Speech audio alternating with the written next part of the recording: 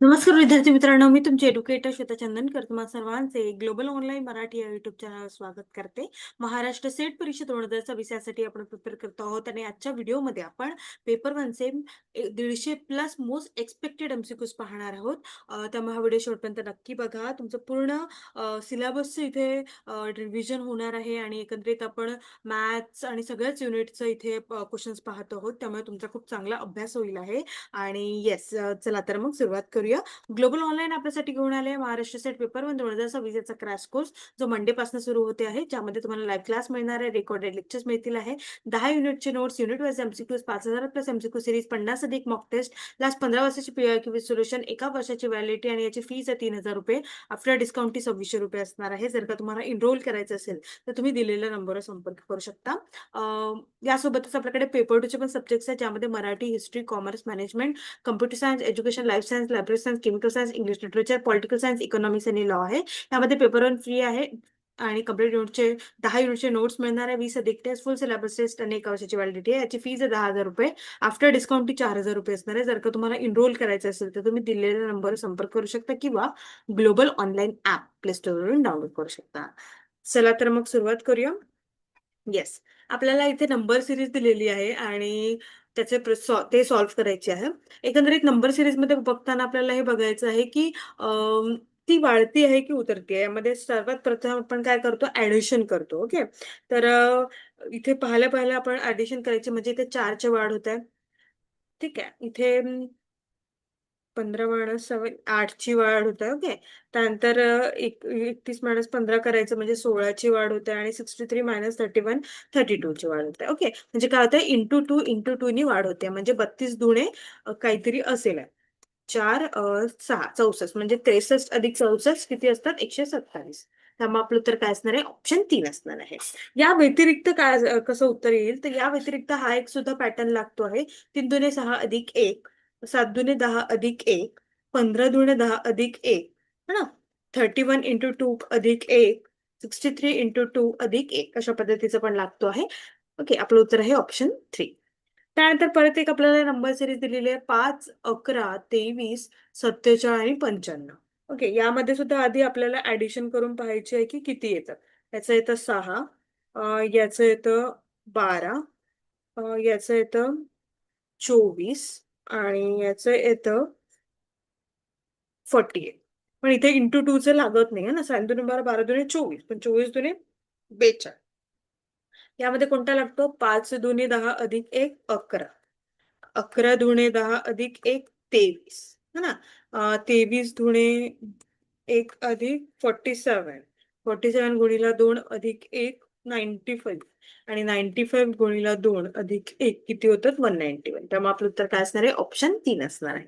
Okay, अशा पद्धतीचे pattern जे आहे नंबर सिरीज मध्ये लागतात आहे. आणि हे एकंदरीत तुम्ही जेव्हा जास्त प्रॅक्टिस होईल ना तुमची, तेव्हा तुम्ही बघितल्या क्षणी तुम्हाला समजून जाईल की इथे काय लागलेलं आहे. ओके, ग्लोबल ऑनलाईन आपल्यासाठी घेऊन आले 5000+ प्रश्नांचा संच असलेले पुस्तक, ज्यामध्ये फुल लेंथ मॉक टेस्ट आहे, पीवायक्यू मॉक टेस्ट आहे आणि युनिट वाईज टेस्ट आहे. हे तुम्हाला Amazonवर मिळून जाईल. मराठी आणि इंग्लिश दोन्ही भाषेमध्ये आहे. तुम्हाला हवी असेल तर लिंक कमेंट करा किंवा आजच ऑर्डर करा. यासोबतच महाराष्ट्र सेट वाणिज्य याचं 25 सराव प्रश्नपत्रिका संपूर्ण विश्लेषणासहित 2500 प्रश्नाचा संच याच्यामध्ये आहे. हे सुद्धा तुम्ही Amazonवरून मागवू शकता. याची सुद्धा तुम्हाला लिंक हवी असेल तर नक्की कमेंट करा. चला तर मग सुरुवात करूया आपल्या दुसऱ्या प्रश्नाला. मागील वर्षाचे प्रश्नपत्रिका, युनिट वाईज प्रश्नपत्रिका आणि फुल लेंथ मॉक टेस्ट आहे. मराठी वेगळं आणि इंग्लिश वेगळं. सोबतच आपल्याकडे महाराष्ट्र सेट वाणिज्य कॉमर्ससाठी 2500+ प्रश्नाचा संच असलेली पुस्तक आहे. हे सुद्धा तुम्ही Amazonवरून ऑर्डर करू शकता. तुम्हाला लिंक हवी असेल तर कमेंट करा. ओके, चला, अभ्यासक्रम या शब्दाचा अर्थ काय आहे. शैक्षणिक संस्थेने दिलेल्या अभ्यासाचा विषय. बी, निश्चित उद्दिष्ट साध्य करण्यासाठी शैक्षणिक संस्थांनी प्रदान केलेले संपूर्ण शिक्षण आणि इतर अनुभव आयोजित केले. सी, विहित अभ्यासक्रम व प्रोजेक्ट प्रबंध शोधात विविध विषयावरील अभ्यासक्रम. डी, शिक्षणाच्या स्तरासाठी पात्र होण्यासाठी सिद्धांत आणि व्यावहारिक अभ्यासक्रम. तर करिक्युलम काय आहे ते आपल्याला विचारलेलं आहे. A subject of study prescribed by an educational institution. B, the entire range of education and other experience organised by educational institution to achieve specific objectives. C, prescribed courses and study across various subject. D, theoretical and practical courses required to qualify for a specific level of education. अभ्यासक्रमाचा काय अर्थ आहे ते आहे the entire range, म्हणजे entire range of education and other experience organise by educational institution to achieve specific objective, म्हणजे निश्चित उद्दिष्ट साध्य करण्यासाठी शैक्षणिक संस्थांनी प्रदान केलेले संपूर्ण शिक्षण किंवा अनुभव, त्याला आपण काय म्हणतो, अभ्यासक्रम म्हणतो. त्यामुळे आपलं उत्तर काय असणार आहे, ऑप्शन बी असणार आहे. ओके, चला, हा सुद्धा प्रश्न युनिट 1चा होता. त्यानंतर शिक्षणाचा दर्जा उंचवण्यासाठी काय आवश्यक आहे? To raise the quality of education it is essential to. Unit 1चा प्रश्न आहे टीचिंग ॲप्टिट्यूडचा. Continuously evaluate students, pay high salaries to teacher, improve the curriculum, की construct a good school building. काय असणार आहे, विद्यार्थ्यांचे निरंतर मूल्यांकन करणे, शिक्षकांना उच्च पगार देणे, अभ्यासक्रमात सुधारणा करणे, की शाळेची चांगली इमारत बनवणे. शिक्षणाचा दर्जा उंच करण्यासाठी डी तर नसणार आहे, बी पण नसणार आहे, विद्यार्थ्यांचे निरंतर मूल्यांकन करणे, म्हणजे कंटिन्युअसली इव्हॉल्युशन आपल्याला करावं लागेल, की जो स्टुडंट आहे तो कशा पद्धतीने अभ्यास करतोय, त्याला काय अडचण येत आहे, किंवा मग टॉपर्स जे असतात त्यांचा आपण शिक्षण त्यांना चांगल्या पद्धतीने देऊन त्यांची गुणवत्ता वाढवण्याचा प्रयत्न केला पाहिजे ना. त्यामुळे आपलं उत्तर काय असणार आहे, ऑप्शन ए असणार आहे.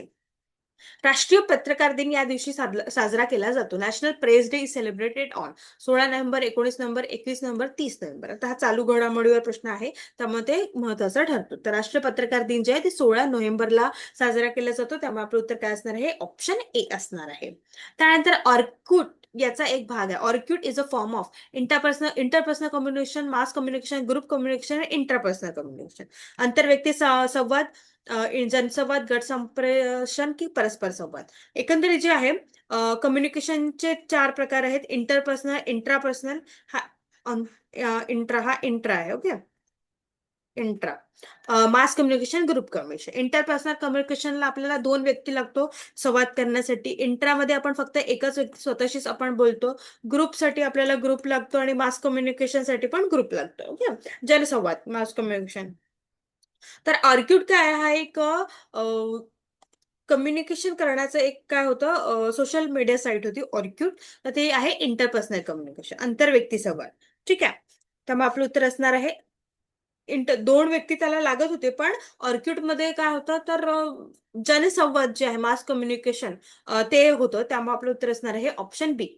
इंटरपर्सनल नाहीये. ओके, सोशल मीडिया परस्पर ते सोशल मीडिया असल्यामुळे काय होतं, मास कम्युनिकेशन होतं, है ना.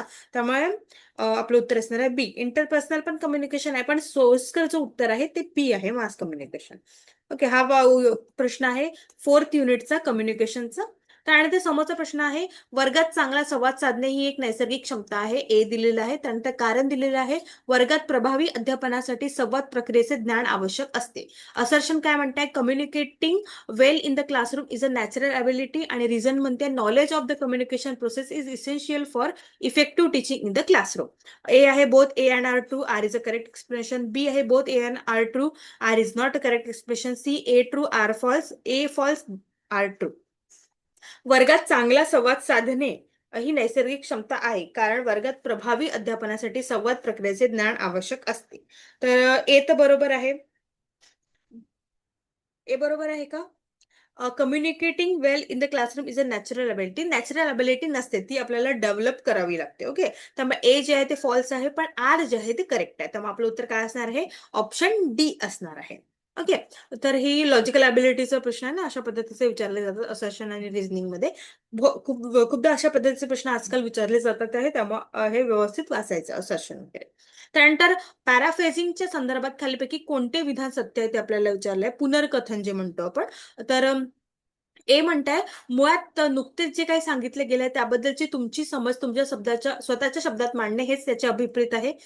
की बी म्हणताय, यामुळे वक्त्याला आपण तुमच्यापर्यंत नेमका कोणता संदेश पोहोचवता हे जाणून घेण्याची संधी मिळते. Fundamentally it involves expressing your understanding of what has just been said in your own words. B it gives the speaker an opportunity to know exactly what message they are conveying to you. Only A, only B, A and B, A and B देखील नाही. Sir सांगा बघू. तर जे याच्यामध्ये आहे ते दोन्ही बरोबर आहे. पॅराफ्रेझिंग जे असते ना, त्याच्यामध्ये आपण स्वतःबद्दलची शब्दात मांडणी करतो आणि त्यानंतर कोणता संदेश पोहोचवत आहे हे सुद्धा जाणून घ्यावे लागतं. त्यामुळे आपलं उत्तर असणार आहे option C, A and B. शिक्षणाचा अधिकार कायदा या वर्षी अंमलात आणला. The right to education act came into force in this year. Unit 1चा प्रश्न आहे 2008, 2009, 2010, 2011. तर ते आहे 2010. ओके, त्यामुळे आपलं उत्तर काय असणार आहे? ऑप्शन सी असणार आहे. त्यानंतर खालील विधाने विचारात घ्या. इथे पण आपल्याला असर्शन आणि रिझन दिलेलं आहे. असर्शन म्हणते हक्क आणि कर्तव्य ह्या एकाच नाण्याच्या दोन बाजू आहेत. आणि कारण म्हणते नागरिकांचे हक्क राखणे हे राज्याचे कर्तव्य नाही. स्टेटमेंट काय आहे? Rights and duties are two sides of the coin and reason it is not the duty of the state to uphold the rights of citizen. A म्हणते both A and R true, R is the correct expression. B म्हणते A and R true but R is not the correct explanation. A is true but R is false. A is false but R is true. यामध्ये जे आहे ए जे आहे ते true आहे, पण R J आहे ते चुकीचे आहे. राज्याचे ते कर्तव्य आहेच. त्यामुळे आपलं उत्तर काय असणार आहे? ऑप्शन सी असणार आहे. ओके, त्यानंतर राष्ट्रीय शिक्षक शिक्षण परिषदेचे प्रादेशिक कार्यालयांची संख्या दर्शवा. Indicate the number of regional offices of the National Council of Teacher Education. एनसीटीईचे जे आहे ना, ते किती कार्यालय आहे ते आपल्याला विचारले आहे, तर ते आहेत 4. त्यामुळे आपलं उत्तर काय असणार आहे? ऑप्शन ए असणार आहे. ते कुठे कुठे आहेत? तर ते आहे भोपाळला, भुवनेश्वरला, बेंगलुरूला आणि जयपूरला. ओके, त्यामुळे आपलं उत्तर असणार आहे ऑप्शन ए. त्यानंतर पुढीलपैकी कोणता संयोग नूतनीकरणक्षम नैसर्गिक संसाधने दर्शवतो? Which of the following combination represented renewable natural resources? Unit 9चा प्रश्न आहे. ओके, युनिट 9 नॅचरल रिसोर्सेस आहे. त्यामुळे ए आहे oil, forest and waves. B आहे soil, fresh water and natural gas. C clean air, phosphate and biodiversity. D fish, fertile soil and fresh water. काय असणार आहे? तर ते आहे मासे, सुपीक माती आणि गोड पाणी. हे जे आहे रिन्युएबल सोर्सेस आहे. ओके, रिन्युएबल नॅचरल सोर्सेस म्हणजे काय? जे नॅचरली ओव्हर टाइम काय फास्ट, एक मिनिट, रिन्युएबल जे असतं ना, एक नॉन रिन्युएबल असतं आणि एक रिन्युएबल असतं, जे काय म्हणतात त्याला, जे सतत रिन्यू होऊ शकतं. ठीक आहे, आणि नॉन रिन्यू मध्ये जे सतत रिन्यू नाही होऊ शकत. नैसर्गिक संसाधने जी पुन्हा पुन्हा निर्माण होऊ शकते. सोलर एनर्जी झाली, wind energy, hydro power, biomass energy, tidal, geothermal. Okay, तर ते आहे. त्यामुळे आपलं उत्तर काय असणार आहे? ऑप्शन डी असणार आहे. त्यानंतर मिलीने एका मुलीची ओळख तिच्या मामाच्या आईच्या एकुलत्या एक मुलीचा मुलगा म्हणून करून दिली. तर मिलीचे त्या मुलाशी काय नाते आहे? मिलीने एका मुलाची ओळख तिच्या मामाच्या आईच्या, तिचे मामाच्या आईच्या एकुलत्या एक मुलीचा मुलगा म्हणजे कोण आहे? तर भाऊच झाला तिचा, त्याच्यामुळे ती बहीण झाली आहे ना. तर मिलीच्या त्या मुलाशी काय नाही, ती बहीण आहे. त्यामुळे आपलं उत्तर काय असणार आहे? ऑप्शन डी असणार आहे. ओके, आम्ल पावसामुळे कोणत्या प्रकारचे रासायनिक हवामान वाढते? What type of chemical weathering is accelerated by acid rain? Decomposition, hydrolysis, convention, none of the above. काय होते? तर ते होते हायड्रोलिसिस. पाण्याबरोबर संयोग होऊन लहान कणात पृथक्करण होते, म्हणजे हायड्रोलिसिस होते. Reaction with water leading to breakdown into smaller particle. त्यामुळे आपलं उत्तर काय असणार आहे? ऑप्शन बी असणार आहे. ओके, इथे आपण ए दिलेलं आहे, पण ऑप्शन बी आहे. त्यानंतर प्रकाश रासायनिक धुरके, फोटोकेमिकल स्मॉग उन्हाळ्यात साधारणपणे अधिक तीव्र तीव्र का असतात? Y is photochemical smog generally more intense during summer? There is more solar energy available for photochemical reaction. B, people travel more during summer. C, hot temperature prevented destruction of pollen. And D, none of the above. काय असणार आहे? तर ते आहे photochemical smog जे आहे ते प्रकाश रासायनिक अभिक्रिया करण्यासाठी अधिक सौर ऊर्जा आहे. त्यामुळे आपलं उत्तर असणार आहे ऑप्शन ए. त्यानंतर खालीलपैकी मिथेन स्त्रोत कोणता आहे? पाणथळ जागा, foam, thermal power plant, cement उद्योग. Which of the following is source of methane? काय असणार आहे? ती आहे वेटलँड, पाणथळ जागा. त्यामुळे आपलं उत्तर असणार आहे ऑप्शन ए. त्यानंतर ईमेलमध्ये त्वरित पुनर्प्राप्तीसाठी संपर्क माहिती संग्रहित करण्यासाठी सोयीस्कर ठिकाण कोणते आहे? A convenient place to store contact information for quick retrieval in a email is address box, message box, address book, message book. हा आता आयसीटीचा प्रश्न आहे, ईमेलवर विचारलेला आहे. तर ते काय असणार आहे? ते आहे ऍड्रेस बुक. त्यामुळे आपलं उत्तर काय असणार आहे? ऑप्शन सी असणार आहे. त्यानंतर खालीलपैकी कोणते प्रोप्रायटरी सिस्टम सॉफ्टवेअरचे उदाहरण आहे? Linux, Microsoft Internet Explorer, Microsoft Office, Microsoft Windows. Which of the following is an example of proprietary system software? Linux, Microsoft Internet Explorer, Microsoft Office, Microsoft Windows. काय असणार आहे? ते आहे मायक्रोसॉफ्ट विंडोज. त्यामुळे आपलं उत्तर असणार आहे ऑप्शन डी. त्यानंतर संगणकाच्या संदर्भात खालीलपैकी कोणते वर्णन फिशिंगचे सर्वोत्तम वर्णन करते? In the context of computers, which of the following best describe fishing? A. Malicious program installed on a system that hides to avoid detection. B. A method to bypass the standard authentication process on a network connection. C. A type of unsolicited bulk email consisting of identical messages sent to multiple recipients. D. An attempt to obtain sensitive information for malicious purposes by masquerading as a trustworthy entity. काय म्हटलेलं आहे? अ म्हणतात आहे सिस्टीमवर प्रस्थापित केलेला एक दुर्भावपूर्ण प्रोग्रामचा शोध टाळण्यासाठी लपून राहतो. बी म्हणतात नेटवर्क कनेक्शनवरील सामान्य प्रमाणीकरण प्रक्रिया आहे. सी अनेक प्राप्तकर्त्यांना पाठवलेल्या एकसारख्या संदेशाचा एक प्रकारचा अवांछित बल्क ईमेल आहे. डी एका विश्वासार्ह संस्थेचे सोंग घेऊन दुर्भावनापूर्ण हेतूंसाठी संवेदनशील माहिती मिळवण्याचा प्रयत्न आहे. फिशिंग जी आहे ती आहे ऑप्शन डी. एक सोंग घेतलं जातं आणि आपल्याला फसवण्याचा प्रयत्न करतात. त्यामुळे आपलं उत्तर असणार आहे ऑप्शन डी. हा सुद्धा प्रश्न आयसीटीचा आहे. फिशिंग. नंतर हे एक असे संगणक प्रोग्राम आहे जे स्वतःच्या प्रती इतर एक्झिक्युटेबल कोडमध्ये किंवा दस्तऐवजामध्ये समाविष्ट करून पसरते.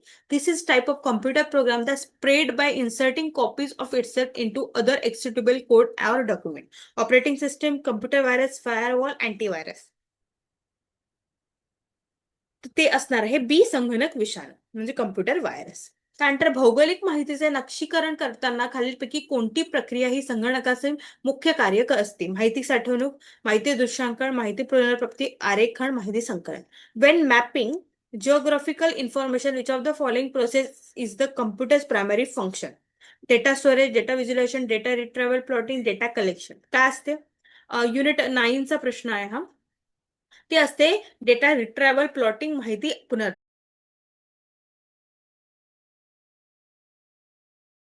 ज्या अभ्यासात संशोधक एखाद्या परिणामाचा मागोवा घेण्याचा प्रयत्न करतात त्यास काय म्हटले जाते? सर्वेक्षण संशोधन, एक्सपोस्ट फॅक्टो संशोधन, ऐतिहासिक संशोधन की सारांश संशोधन.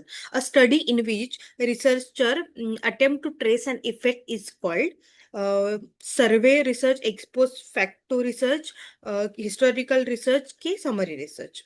काय असणार आहे? ज्या अभ्यासात संशोधक जे आहे ना एखाद्या परिणामाचा मागोवा घेण्याचा प्रयत्न करतात तर त्याला काय म्हटलं जातं?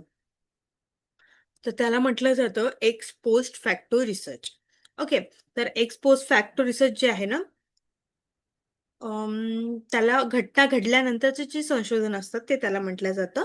या संशोधनात संशोधक स्वतंत्र चलांमध्ये म्हणजे इंडिपेंडंट व्हेरिएबलवर स्वतः बदल घडवून आणत नाही, तर एखादी घटना परिणाम आधीच घडलेला असतो आणि त्यामागे त्यांचा कारणांचा अभ्यास असतो. जसं की एखाद्या विद्यार्थ्याला परीक्षेत कमी गुण मिळाले, तर संशोधक त्याला कमी गुण मिळवण्यामागील कारणे शोधतो. अभ्यासासाठी मिळाला वेळ, कौटुंबिक परिस्थिती, शाळेतील वातावरण, अभ्यासाच्या सवयी. ओके. तर घटना आधी घडलेली असते आणि त्यानंतर संशोधक स्वतंत्र चल नियंत्रित हाताळत नाही हे महत्वाचं आहे. याला आपण कॉज्युअल कंपॅरेटिव्ह रिसर्च असं सुद्धा म्हटलं जातं. एक्सपेरिमेंटल रिसर्च पेक्षा हे वेगळं आहे. ओके. घटना घडली नंतर कारणांचा शोध घेणे पोस्ट फॅक्टो आहे.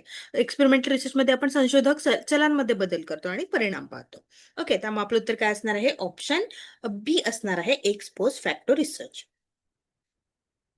त्यानंतर एखादा विधान सत्य असण्यासाठी त्यामध्ये खालील वैशिष्ट्य असावीत या व्यतिरिक्त असली पाहिजे. म्हणजे for a statement to be true it should possess the following characteristics except. म्हणजे याशिवाय काय असलं पाहिजे? It must be objective, it must be consistent with accepted belief, it must be consistent, it must be testable. ते वस्तुनिष्ठ असले पाहिजे, ते स्वीकृत विश्वासाही सुसंगत असले पाहिजे, ते सुसंगत असले पाहिजे की ते चाचणी करण्यायोग्य असले पाहिजे. तर एखाद्या विधान सत्य असण्यासाठी आपण काय करतो तर सत्य विधानासाठी आपल्याला वस्तुनिष्ठ असले पाहिजे आवश्यक आहे, सुसंगत असणे आवश्यक आहे, त्यानंतर चाचणी योग्य असणे सुद्धा आवश्यक आहे. पण ते स्वीकृत विश्वासाशी सुसंगत असले पाहिजे हे काही आवश्यक नाहीये. त्यामुळे आपलं उत्तर काय असणार आहे? ऑप्शन बी असणार आहे. युनिट 2 मधलाच हा प्रश्न आहे. ओके. एखादा समाधानकारक सांख्यिकी परिणामात्मक पद्धतीमध्ये खालीलपैकी एखादा गुण नसावा. आता असावा नसावा व्यवस्थित प्रश्न वाचायचे. सॅटिस्फॅक्टरी स्टॅटिस्टिकल एक minute. Statistical quantitative method should not possess which of the following qualities: validity, measurability, comparability की flexibility. तर एकंदरीत याच्यासाठी जे आहे ना लवचिकता परिणामात्मक पद्धती तुलनेस निश्चित असताना लवचिकता हा प्रमुख गुण नाहीये. त्यामुळे आपलं उत्तर काय असणार आहे? ऑप्शन डी असणार आहे. त्यानंतर एका मुलाची ओळख करून देताना एक मुलगी काय म्हणाली? तो माझ्या काकाच्या वडिलांच्या मुलीचा मुलगा आहे. त्या मुलाचे त्या मुलीशी काय नाते असणार आहे? तर तो तिचा भाऊ असणार आहे. ओके. दिलेल्या नात्यानुसार अशा पद्धतीने आपण हे प्रश्न जे आहे ना वाचताना जसं आता मी वाचन केलं तशाच पद्धतीने सोडवून टाकायचं. While introducing a boy, a girl said he is the son of the daughter of my uncle father. What is the relationship of that boy to the girl? It's a brother. त्यामुळे आपलं उत्तर काय असणार आहे? Option A असणार आहे. त्यानंतर सर्व हार्मोनियम हे वाद्य आहेत. सर्व हार्मोनियम हे वाद्य आहेत. सर्व वाद्य हे बासरी आहेत. तर all harmonium are musical instruments, all musical instruments are fluids. Conclusion काय म्हणता मग? सर्व बासरी हे वाद्य आहे. सर्व हार्मोनियम बासरी आहे. तर all fluids are musical instrument, all harmoniums are fluids. तर एकंदरीत आपल्या इथं काय फक्त एक निष्कर्ष निघतोय, दोन निष्कर्ष एक किंवा दोन निघत नाही. चला सांगा बघू काय असणार आहे. तर सर्व हार्मोनियम बासरी आहेत. निष्कर्ष दोन निघतो आहे.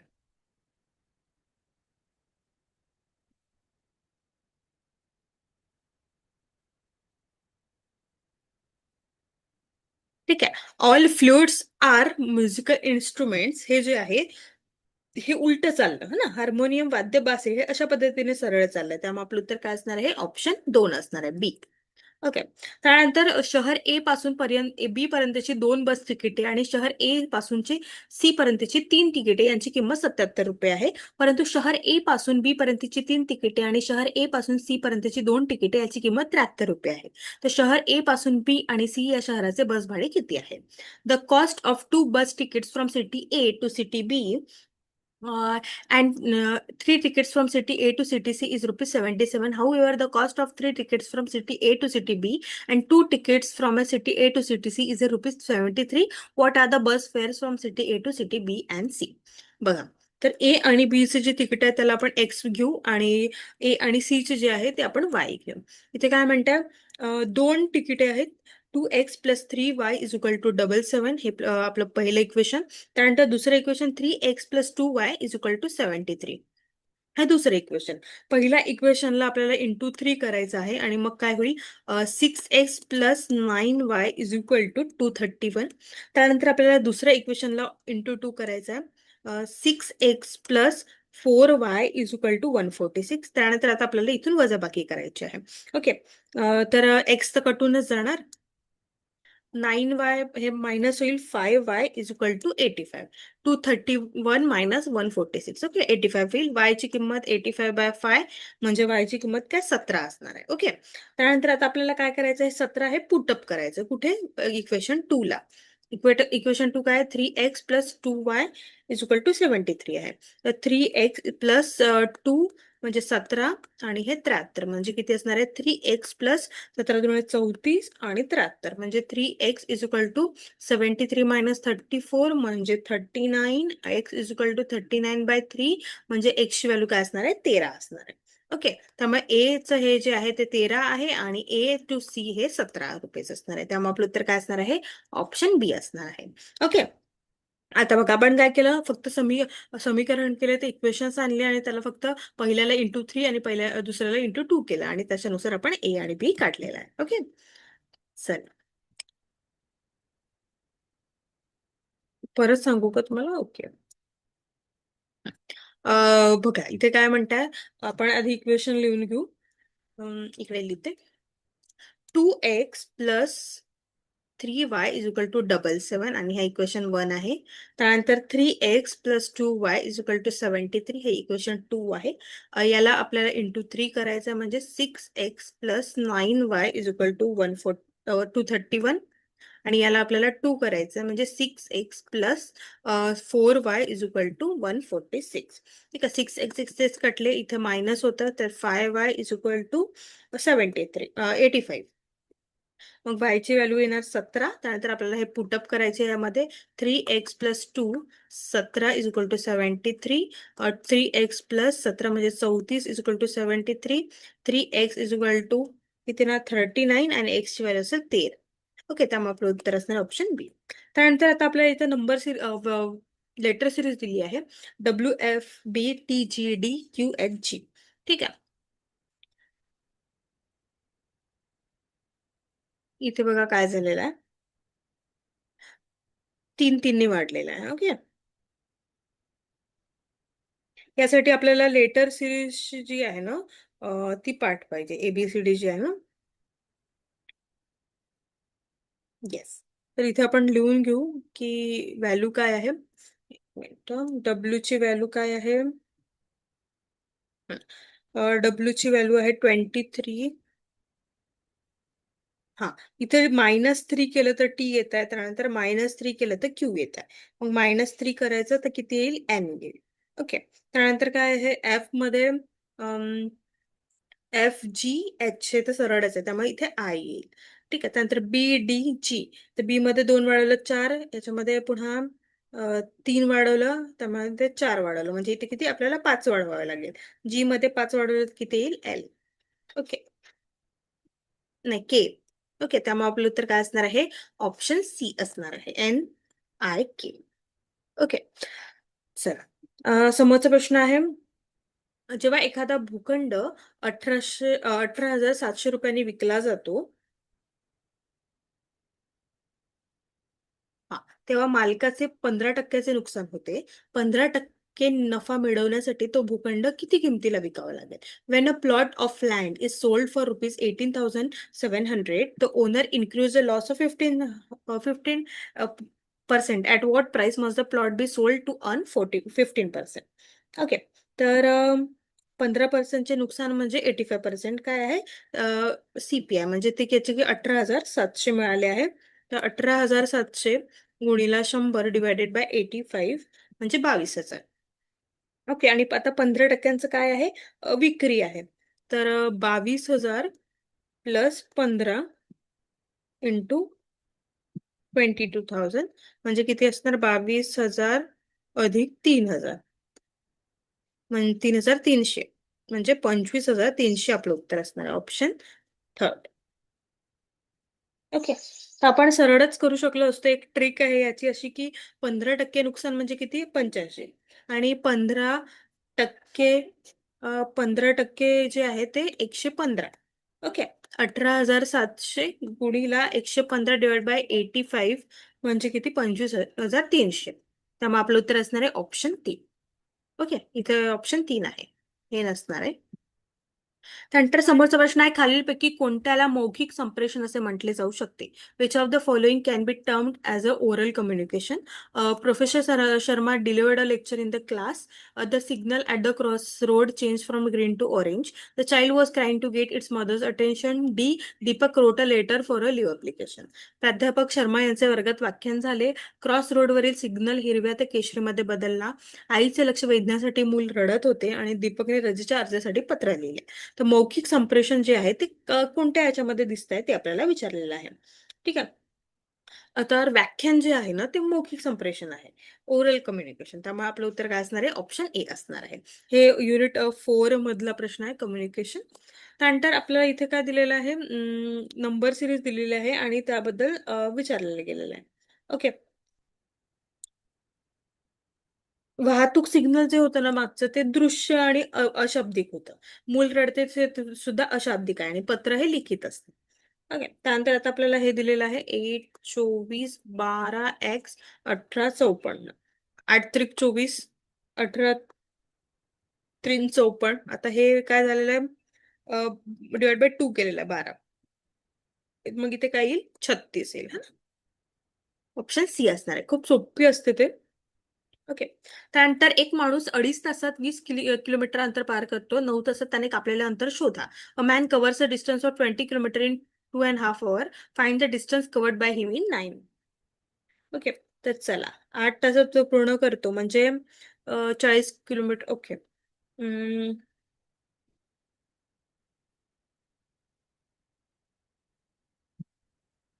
एक माणूस 2.5 तासात 20 किलोमीटर अंतर पार, 9 तासात त्याने कापलेलं अंतर आपल्याला शोधायचं आहे. 2.5 तासात त्याने 20 किलोमीटर पार केलेलं आहे. ओके. इथे लिहून घेऊ. 2.5 तासात 20 किलोमीटर, तर आपल्याला 9 हवरचं काढायचं आहे. इथे अवर दिलेला आहे. ओके. 2.5 hour म्हणजे किती, चला तुम्ही सुद्धा उत्तरे काढून बघत चला माझ्यासोबत. ओके, आपल्याला माहिती आहे वेग इज इक्वल टू अंतर डिवाइड बाय वेळ. ओके, तर अंतर किती आहे? 20 किलोमीटर. 2.5 म्हणजे 8 किलोमीटर पर आवर. ठीक आहे, त्यानंतर आपल्याला अंतर इज इक्वल टू वेग गुणिला वेळ हे सुद्धा माहिती आहे. 8 गुणिला 9 म्हणजे किती उत्तर असणार आहे? 72 असणार. 72 किलोमीटर. ओके, आपलं उत्तर आहे ए. त्यानंतर एक कार आपला प्रवास 4 तासात पूर्ण करते आणि याआधील पहिला अर्धा भाग 40 किलोमीटर पर तास वेगाने तर दुसरा 60 किलोमीटर पर तास वेगाने कापते. तर कारने कापलेले एकूण अंतर शोधा.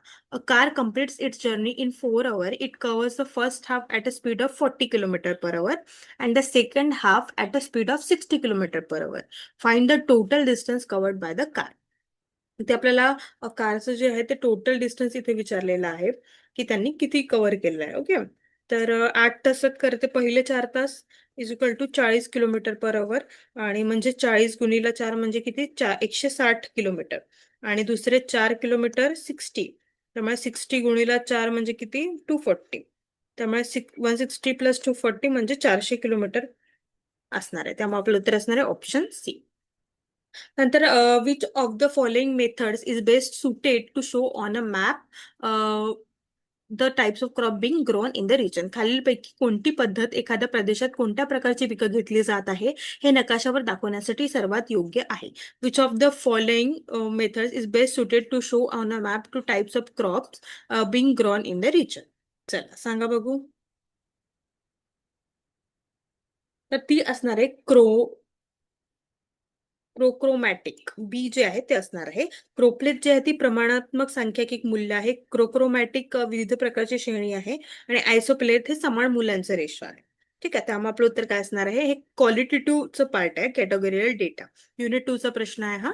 आपलं ऑप्शन असणार आहे ऑप्शन बी.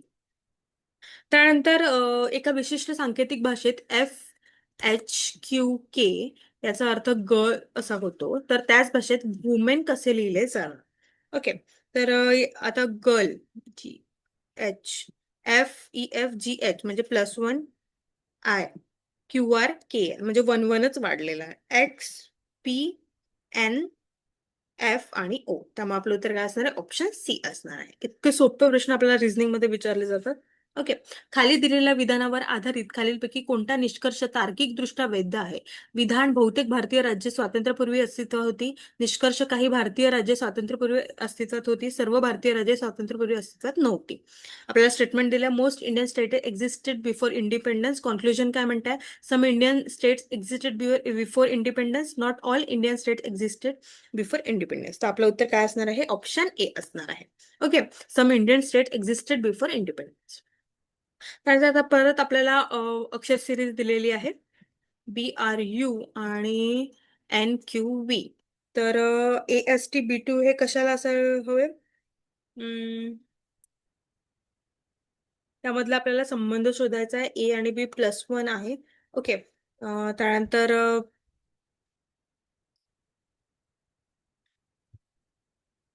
हा S काय आहे? S आहे 19 आणि R आहे 18 म्हणजे -1 होत आहे.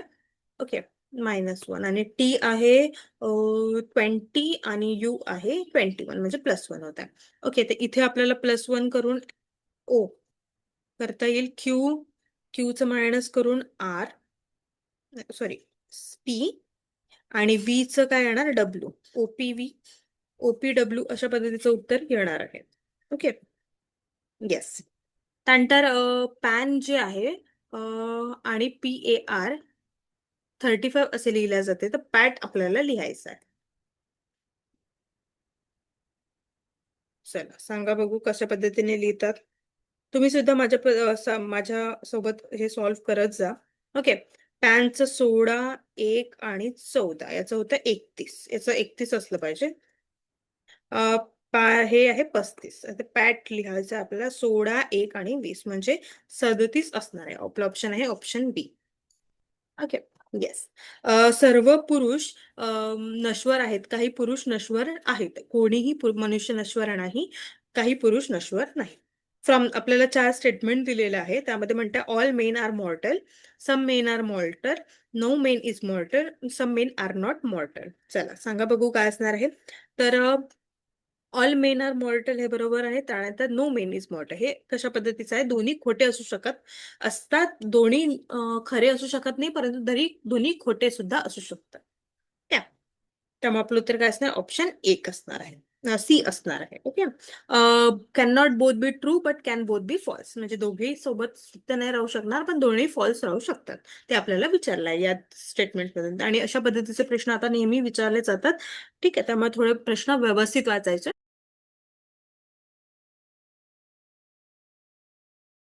Is normally considered as effective, cognitive, affective, selective. वर्गातील संवादाला सामान्यतः असे मानले जाते. प्रभावी, बोधात्मक, भावात्मक की निवडक. तर क्लासरूम कम्युनिकेशन जे आहे, हा प्रश्न युनिट 4 कम्युनिकेशनचा आहे. तर क्लासरूम कम्युनिकेशन हे नेहमी प्रभावी मानले जाते. ठीक आहे. त्यामुळे आपलं उत्तर असणार आहे ऑप्शन ए. त्यानंतर खालील विधाने विचारात आपल्याला घ्यायची आहे आणि तो कोणता सिद्धांत आहे ते सांगायचा आहे. हा सिद्धांत अमूर्त संबंध शिकवण्यासाठी वापरला जातो. म्हणजे the theory is use for teaching abstract relationship. दुसरं म्हणते हा सिद्धांत विद्यार्थ्यांना महत्वाची आणि मोठी माहिती दीर्घकाळ लक्षात ठेवण्यास मदत करतो. The theory help student to retain important and large information for longer duration. तिसरा म्हणतो हा सिद्धांत डेव्हिड ऑसिबल यांनी मांडलेला आहे.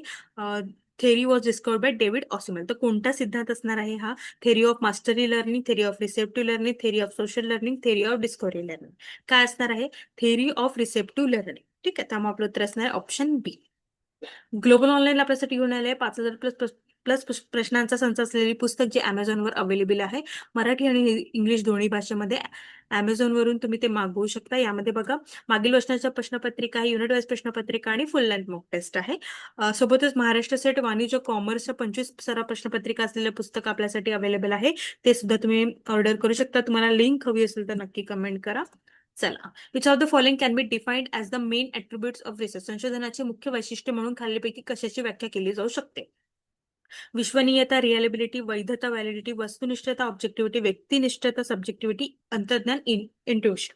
काय असणार आहे. तर संशोधनाची मुख्य वैशिष्ट्य कोणती आहे. रिअबिलिटी, व्हॅलिडिटी आणि वस्तुनिष्ठता. त्यामुळे आपलं उत्तर असणार आहे option 1 A B C. The rationalistic mode of knowledge except the rules of. ज्ञानाची तर्कवादी पद्धत खालीलपैकी कशाचे नियम स्वीकारते. कायदेशीरपणा, फेरफार, तर्कशास्त्र, अधिकार. तर रॅशनलिटिक मोड जे असते ना ते एकंदरीत तर्क याच्यावरच असते. ठीक आहे. त्यामुळे आपलं उत्तर काय असणार ऑप्शन सी असणार आहे. ओके. रॅशनलिस्टिक मोड आलं म्हणजे ज्ञानाची तर्कवादी तर्कशास्त्र ज्यामध्ये वापरले जाते अशी पद्धत. ठीक आहे. त्यामुळे आपलं उत्तर काय असणार आहे ऑप्शन सी असणार आहे. त्यानंतर आपल्याला इथे 2 स्टेटमेंट दिलेले आहे. Qualitative research is impressionistic and subjective. दुसरा दिलेला आहे quantitative research has higher level of possibility of generalizing the finding. तर यापैकी कोणतं बरोबर आहे ते आपल्याला विचारलेलं आहे. ठीक आहे.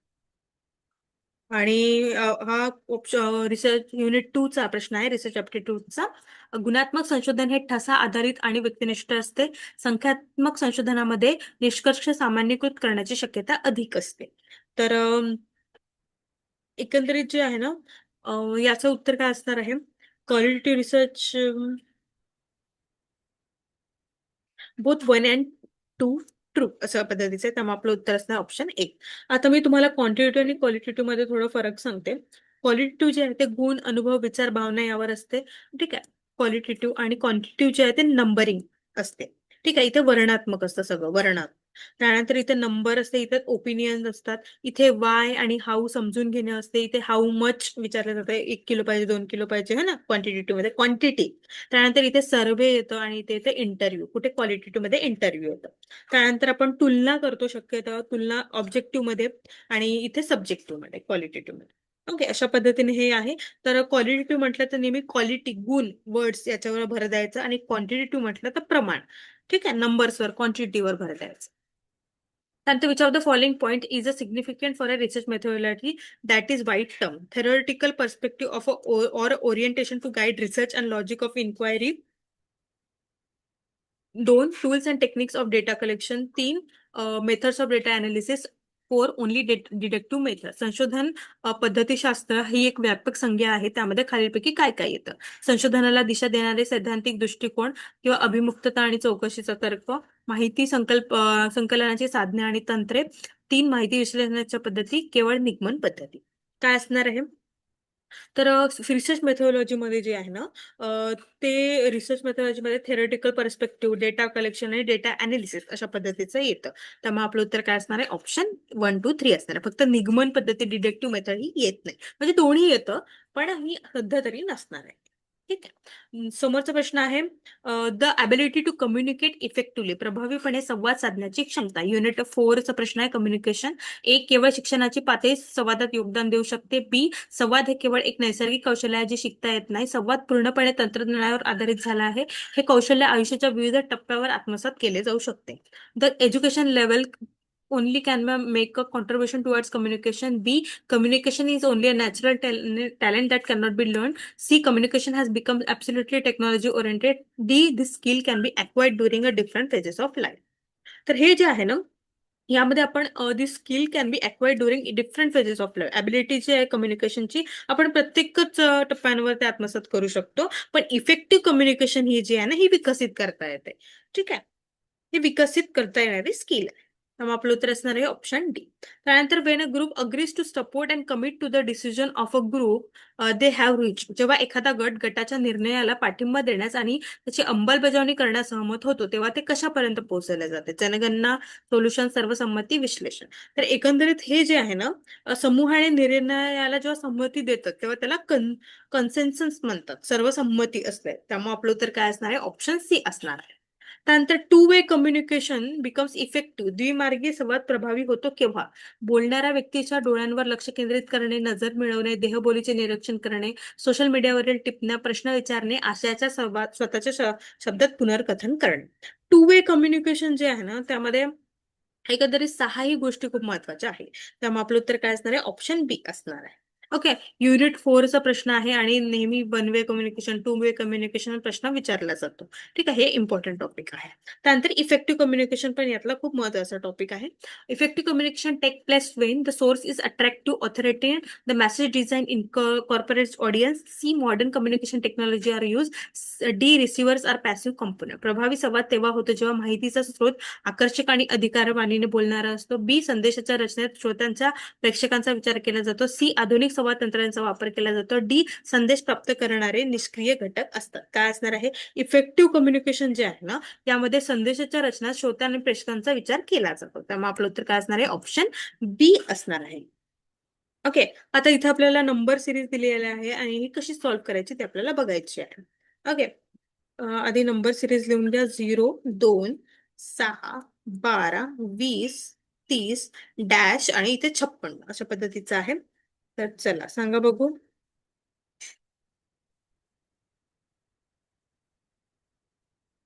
नंबर सिरीज वगैरे हे जे प्रश्न आहेत ते तुम्ही माझ्यासोबत सॉल्व्ह करा. चला आता बघा, इथे काय आहे? +2 आहे, इथे +3 आहे, इथे +6 आहे, +8, +10, इथे सरळ +12 म्हणजे 42 आन्सर असणार आहे. Option C. ओके. त्यानंतर man rows a boat at a speed of 12 km/h in a still water to some upstream point and back to the starting point. The speed of flow of river is 3 km/h. Find his average speed kilometer for total journey. एक माणूस जो आहे स्थिर पाण्यात 12 kilometre तास वेगाने नाव चालवून प्रवाहाच्या दिशेने एका बिंदूपर्यंत जातो आणि पुन्हा सुरुवातीच्या बिंदूवर परत येतो. तर नदीच्या प्रवाहाचा वेग 3 किलोमीटर तास आहे, पर तास आहे. संपूर्ण प्रवासासाठी त्याचा सरासरी वेग काढायचा आहे. ओके. आपल्याला हे दिलेलं आहे. डाऊनस्ट्रीम एक्स प्लस वाय किती? 12+3 म्हणजे 15 किलोमीटर आहे आणि अप्पर अपस्ट्रीम जे आहे 12 - 3 म्हणजे 9 किलोमीटर आहे. ऍव्हरेज स्पीडचा formula 2 × D × U D plus U. Okay. 2 × D म्हणजे किती? 15 × 9 म्हणजे 15+9 आणि किती? 15 दुने 270 ÷ 24. ओके. याला येणार, याला कट करा. 45 ÷ 4 म्हणजेच 11 1/4 किलोमीटर म्हणजे ऑप्शन ए आपलं उत्तर असणार आहे. ओके. चला. A mixture contains milk and water auger in the ratio 8:3. On adding 3 liters of water the ratio of milk of water becomes 2:1. आपल्याला इथे मिल्क आणि वॉटरचं मिक्सचर बघायचं आहे. एका मिश्रणात दूध आणि पाण्याचे प्रमाण 8:3 आहे. त्यात 3 लिटर पाणी मिसळल्यास दूध आणि पाण्याचे प्रमाण किती? 2:1 होतं. ओके, तर मिश्रणातील दूध आणि पाण्याचे प्रमाण आपल्याला शोधायचं आहे. 8x divided by 3x plus 3 litre जुळलेलं आहे म्हणजे 2:1 झालेला. Okay, 8x is equal to 3x plus 3. आता हे इक्वेशन आपल्याला सॉल्व्ह करायचं आहे. 6x प्लस 6, 2x, 6 आणि x ची व्हॅल्यू काय असणार आहे? 3 असणार आहे. ओके, आता मिल्क किती आहे? 8x आहे म्हणजे 8 गुणिला 3 8 त्रिक 24 आणि पाणी किती आहे? 3x आहे म्हणजे 3 गुणिला 3 म्हणजे 9. 24 9 आपला ऑप्शन काय असणार आहे? ऑप्शन ए असणार आहे. अशा पद्धतीचे प्रश्न जेव्हा येतात ना, अशाच पद्धतीने ते सोडवले जातात. ओके, त्यानंतर if 2 liters of water is evaporated on a boiling from 8 liters of sugar solution containing 5% sugar, find the percentage of sugar in the remaining solution. जर 5% साखर असलेल्या 8 लिटर साखरेच्या द्रावणातून उकळण्याच्या प्रक्रियेत 2 लिटर पाणी बाष्पीभवनाद्वारे निघून गेले तर उरलेल्या द्रावणातील साखरेची टक्केवारी आपल्याला मोजायची आहे. ओके, साखरेचे एकूण वजन 8 गुणिला 5% किती असणार आहे? 0.4 लिटर. त्यानंतर आपण बाष्पीभवनाने 2 लिटर ऑलरेडी उडून गेले म्हणजे 8 - 2 म्हणजे 6. तर 0.4 डिवाइड बाय 6 गुणिला 100 म्हणजे 40/6 म्हणजे किती असणार आहे? 6.66%. आपलं ऑप्शन आहे 6.66%. ऑप्शन ए असणार आहे. त्यानंतर अ dealer paid a car manufacture ₹1,35,000 for a car. What should be the selling price of the car if after the allowing a buyer 10% discount on the selling price, he made a profit of 8% on his outlay? एका विक्रेत्याने car उत्पादकाला कारसाठी 1,35,000 दिले तर ग्राहकाला विक्री किमतीवर 10% सूट देऊनही त्याला त्याच्या मूळ खर्चावर 8% नफा झाला असेल तर त्या कारची किंमत किती आहे? चला सांगा बघू. कॉस्ट प्राइस प्लस प्रॉफिट 1,35,000 अधिक 8% कशाचे? 1,35,000चे. ओके, काय तर म्हणजे किती असणार आहे? 1,35,000 अधिक 10,800 म्हणजे असणार आहे 1,45,800. ओके, त्यानंतर आता आपल्याला काढायचं आहे 90% काढायचं आहे of SP is equal to 1,45,800 म्हणजे 1,45,800 गुणिला 100 डिवाइड बाय 90 म्हणजे 1,62,000 म्हणजे आपला ऑप्शन आहे ऑप्शन सी. ओके, चला. Look at the following statement. Santa was not a kind man since he gave his life for other. What kind of fallacy? आपल्याला फॅलेसीवर प्रश्न विचारलेला बरं का. तर खालील विधाने दिलेले सांता हा दयाळू माणूस नव्हता कारण त्याने इतरांसाठी आपला जीव दिला. हे विधान कोणत्या प्रकारचे तर्क शोधते? फॅलेसी ऑफ डिव्हिजन, विचलन्स दोष, विसंगती, अप्रतिष्ठिता, खंडन दोष. तर यामध्ये जे आहे ना ते कॉन्ट्राडिक्ट आहे. जे आपले हे दिलेले आहे ना वस्तुस्थिती हे विरोधाभासी आहे.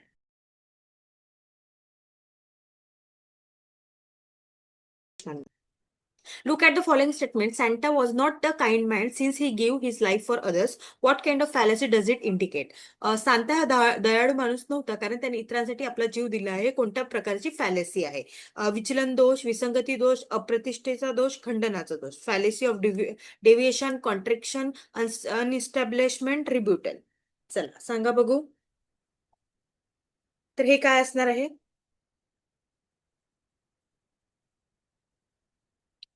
तर फॅलेसी ऑफ कॉन्ट्रडिक्शन म्हणजे विरोधाभास याच्यामध्ये आपल्याला दिसतो आहे. कारण सॅन्ताने इतरांसाठी आपले जीवन दिले हे त्याच्या दयाळू आणि त्यागी स्वभावाचे समर्थन करते पण त्यावरून तो काइंड मॅन नव्हता असा निष्कर्ष काढला आहे. म्हणजे कारण हे निष्कर्षाच्या विरुद्ध जाते म्हणून काय असणार आहे?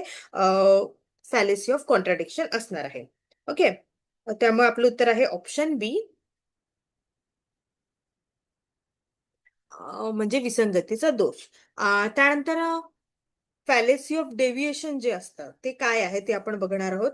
फॅलेसी ऑफ डेव्हिएशन झालं, अनइस्टॅब्लिशमेंट झालं किंवा रिब्युटल झालं. हा ठीक आहे, हे इन्फॉर्मल फॅलेसीचे हे आहे. तर कॉन्ट्रडिक्शन मध्ये तर विसंगतीचा दोष असतो म्हणजे एकंदरी हा तर्कदोष असा आहे की आपण म्हणत एक आणि आपण तर्क वेगळं लावतो है ना.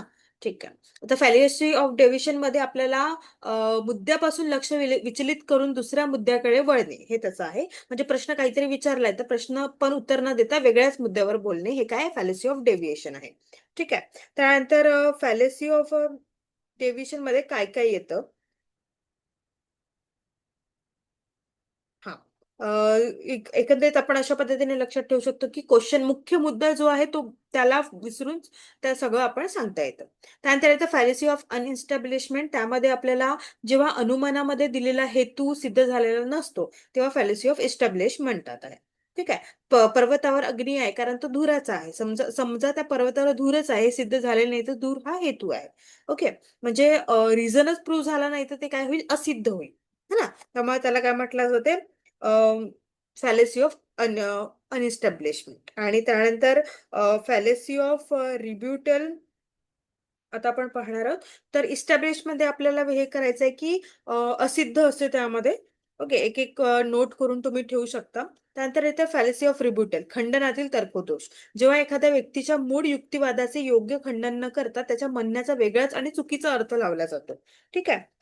ए म्हणतोय की जसं की ए काहीतरी म्हणतोय आणि बी ने त्याच्या विधानाचा चुकीचा अर्थ लावला, त्याचे खंडन केले, त्यामुळे ते काय आहे, रिब्युटल आहे. ओके. चला. फॅलेसी ऑफ कॉन्ट्रडिक्शन आपलं उत्तर असणार आहे. त्यानंतर I know that your mother is in town since I saw Rolls Royce parked outside your home. What kind of fallacy does it? मला माहिती आहे की तुझी आई शहरात आहे कारण मी तुझ्या घराबाहेर रोल्स रॉयल्स पार्क केलेली पाहिली. ती यामध्ये काय असणार आहे? ती यामध्ये असणार आहे फॅलेसी ऑफ डेव्हिएशन, विचलन दोष. म्हणजे घरासमोर रॉयल्स रॉयल्स उभी आहे म्हणजे तुमची आई शहरात आहे असे निश्चितपणे काही म्हणता येणार नाही. त्यांनी अज्युम करताय. ठीक आहे. त्यामुळे आपलं उत्तर असणार आहे option fallacy of deviation A. Global online आपल्यासाठी घेऊन आले महाराष्ट्र सेट पेपर परीक्षा यासाठी 50 सराव प्रश्नपत्रिका असलेले पुस्तक, 5,000 प्लस प्रश्नाचा संच यामध्ये आहे. मराठी आणि इंग्लिश दोन्ही भाषेमध्ये आहे. वर हे अवेलेबल आहे.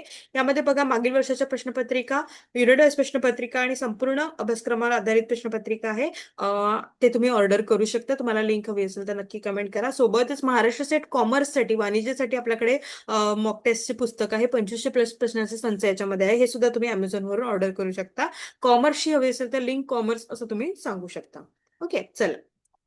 Which of the following should be considered as the essential characteristics of a अनुमाना? इन्फरन्सचा काय आवश्यक वैशिष्ट्य आहे ते आपल्याला विचारलेली आहे.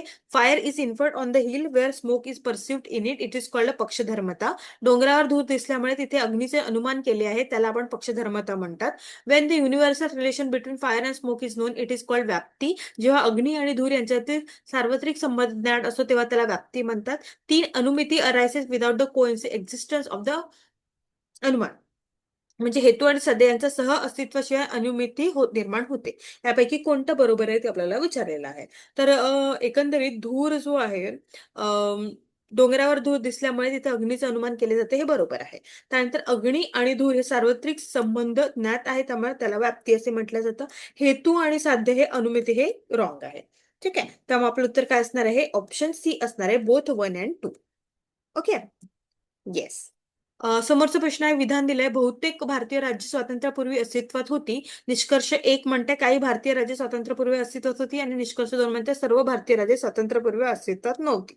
सम Indian state most of the Indian states existed before independence. आणि कॉन्क्लुजन आहे की some Indian state existed before independence. Conclusion 2 आहे, all Indian state did not exist before independence. काय असणार आहे? Only 1 is implied, 2 is implied, both are implied, neither 1 or 2. तर option आपलं बी असणार आहे, ओनली 2 इज इम्प्लाइड. म्हणजे बी फक्त 2 जे आहे ते सूचित होते आहे. त्यामुळे आपलं उत्तर असणार आहे ऑप्शन बी. त्यानंतर हा जो प्रश्न होता हा एकंदरीत लॉजिकल रिझनिंगचा प्रश्न आहे. अशा पद्धतीने घेतलेला आहे. ओके. हे सुद्धा लॉजिकल रिझनिंगचा होता, फायरवाला. चला. Information and communication technology ICT is considered as a subset of information technology.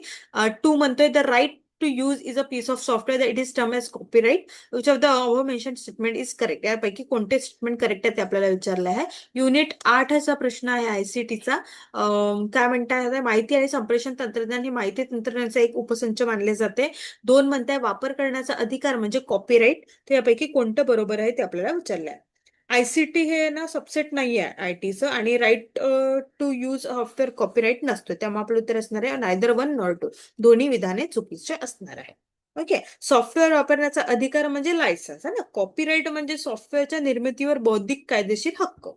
ICT म्हणजे इन्फॉर्मेशनल टेक्नॉलॉजी त्याचं आहे, त्याचा सबसेट ते नाही.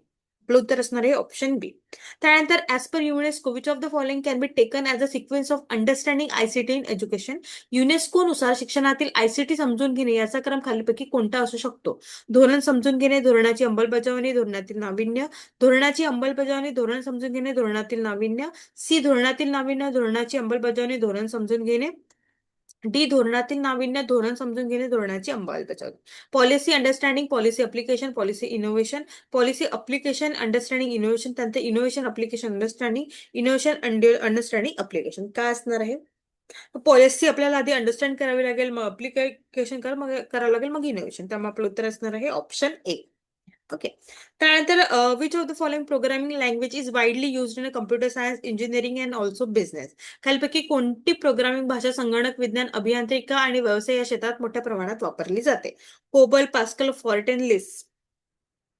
तर ती आहे फॉर्टेन. फॉर्म्युला ट्रान्सलेशन असं आहे त्याचं, आणि सायंटिफिक कम्प्युटिंग, इंजिनिअरिंग या सगळ्यामध्ये ते वापरली जाते. ठीक आहे. फॉर्म्युला ट्रान्सलेशन याचा फुल फॉर्म फॉर्म्युला ट्रान्सलेशन. ओके. त्यानंतर विच ऑफ आयसीटीचा प्रश्न आहे हा. त्यानंतर which of the following can be termed as a first super computer of India. खालीलपैकी कोणाला भारताचं पहिलं सुपर कम्प्युटर मानले जाऊ शकते? युनिट 8, आयसीटी, परम 8000, परम युवा, परम पद्मा, परम ब्रह्म. तर भारताने विकसित केलेला पहिला आहे परम 8000. सी डॅक यांनी विकसित केला होता हा इंडियाज फर्स्ट सुपर कम्प्युटर. त्यामुळे आपलं उत्तर असणार आहे ऑप्शन ए. त्यानंतर MICR stands for Magnetic Ink Character Reader. OCR stands for Directly Image Printed Text. Output quality of printer is measured by dot per inch. Laser printer is very commonly used for desktop publishing. MICR चा अर्थ magnetic Inc character reader असा आहे. OCR चा वापर मुद्रित मजकुरांच्या प्रतिमेवर प्रक्रिया करण्यासाठी केला जातो. प्रिंटरची आउटपुट गुणवत्ता डॉट पर इंच मध्ये मोजली जाते, आणि 4 डेस्कटॉप पब्लिकेशनसाठी लेझर प्रिंटरचा मोठ्या प्रमाणात वापर केला जातो. काय असणार आहे? तर चारही जे आहे ते आपले बरोबर आहे. त्यामुळे आपलं उत्तर असणार आहे ऑप्शन 1, 2, 3, 4. क्विक रिव्हिजन मध्ये आपण करू शकतो की MICR बँक चेक, OCR मध्ये printed text, edible text, DPI म्हणजे प्रिंटर, आणि लेझर प्रिंटर म्हणजे हायर क्वालिटी प्रिंटिंग. ठीक आहे. अशा पद्धतीने तुम्ही आठवण करू शकता. त्यानंतर आपल्याला असर्शन आणि कारण दिलेलं आहे. त्या म्हणतात the goals are suppose to achieve zero level. For example zero hunger, zero preventable child deaths. Reason मध्ये तर target in the MDGs was to reach halfway, but the SDGs have been design for a completing the job. विधान म्हणते उद्दिष्टांचे ध्येय शून्य पातळी गाठणे हे आहे. उदाहरणार्थ शून्य भूक किंवा टाळता येण्याजोगे बालमृत्यू शून्य करण.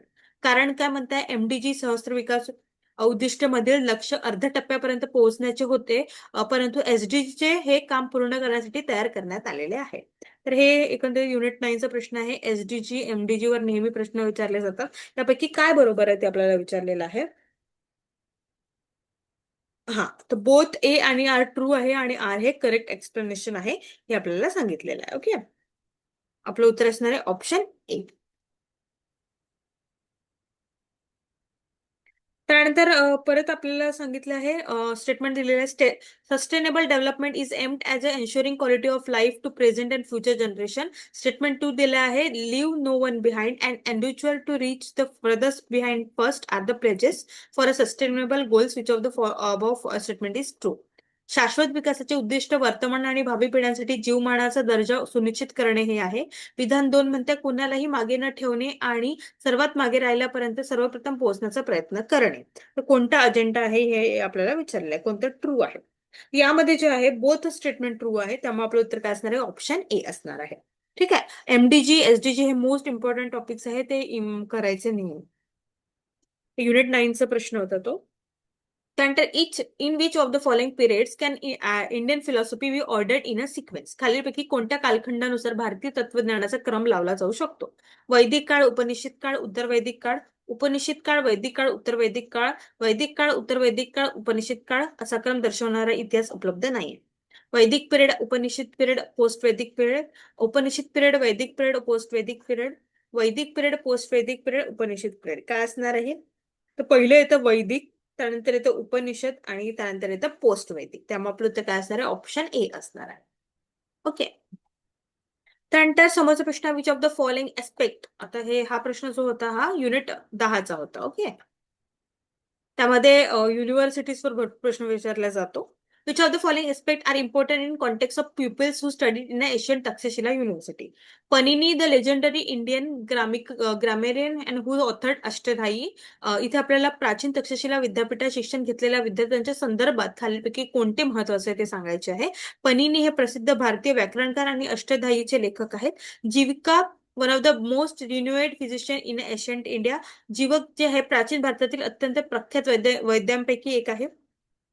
नंतर 3 आहे चाणक्य हे जे आहे कौटिल्य, अ skilled exponent of a state craft and authored अर्थशास्त्र. हे एक चाणक्य राज्यशास्त्राचे कुशल तज्ञ आणि अर्थशास्त्राचे लेखक आहेत. आपल्याला काय बरोबर आहे ते विचारलेलं आहे. त्यापैकी 3ही बरोबर आहे. त्यामुळे आपलं उत्तर काय असणार आहे? ऑप्शन 1 अँड 2 अँड 3 असणार आहे. ओके. येस. युनिट 10चा प्रश्न आहे एन्शियंट युनिव्हर्सिटी. त्यानंतर which of the following are the important aspect of the ancient Nalanda university? The university was a centre of a learning from the 5th century to 12th century. प्राचीन नालंदा विद्यापीठाबाबत खालीलपैकी कोणते पैलू महत्वाचे आहेत? हे विद्यापीठ इसवी सन 5व्या शतकापासून ते 12व्या शतकापर्यंत आहे. This university is located in present day Rajgir, Bihar, India. Nalanda हे विद्यापीठ सध्याच्या भारतातील बिहार राज्यातील नालंदा येथे आहे. सी आहे या विद्यापीठाला युनेस्को जागतिक वारसा स्थळ म्हणून घोषित केलं आहे. चौथा आहे नवीन नालंदा विद्यापीठाची संकल्पना विविध संस्कृतीमधील संवादाचे केंद्र म्हणून मांडण्यात आली. The new Nalanda university is envisioned as a centre of inter civilization dialogue. तर काय असणार आहे? 1 2 3 4 1 2 3 1 2. तर चारही जे आहे ते बरोबर आहे. त्यामुळे आपलं उत्तर असणार आहे ऑप्शन ए. त्यानंतर Ayurveda can be deal which deals with indigenous system of medicines could be trace to. Ayurveda जो वैद्यकशास्त्राच्या देशी पद्धतीशी संबंधित आहे त्याचा उगम खालीलपैकी कशात आढळतो? ऋग्वेद, यजुर्वेद, अथर्ववेद, सामवेद. तर ते आढळते कुठे? अथर्ववेदमध्ये, है ना. अथर्वमध्ये रोग, औषधी वनस्पती, उपचार आणि आरोग्याशी संबंधित अनेक उल्लेख आढळतात. त्यानंतर ऋग्वेदामध्ये काय आढळते ते आपल्याला विचारलं जाऊ शकते. ओके. सामवेदचं आपल्याला माहिती पाहिजे, यजुर्वेदचं आपल्याला माहिती पाहिजे.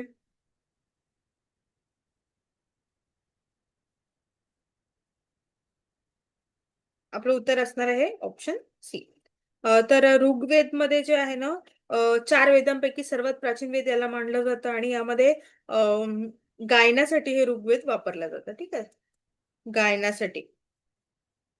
त्यानंतर येतं अजुर्वेद. अजुर्वेद जे आहे हे संबंधित मंत्र किंवा विधी त्यासाठी मानलं जातं. ऋग्वेद हे स्तुती, ऋचासाठी, सामवेद गायनसाठी, यजुर्वेद यज्ञविधीसाठी आणि अथर्ववेद हे आरोग्यासाठी. ठीक आहे. सामवेद जे आहे ते गायन आणि संगीताचा वेद असं म्हटलं जातं. ऋग्वेद हे स्तुती आणि ऋचा अशा पद्धतीचं आहे ते त्याच्यासाठी मानलं जातं. ओके. येस. आपलं उत्तर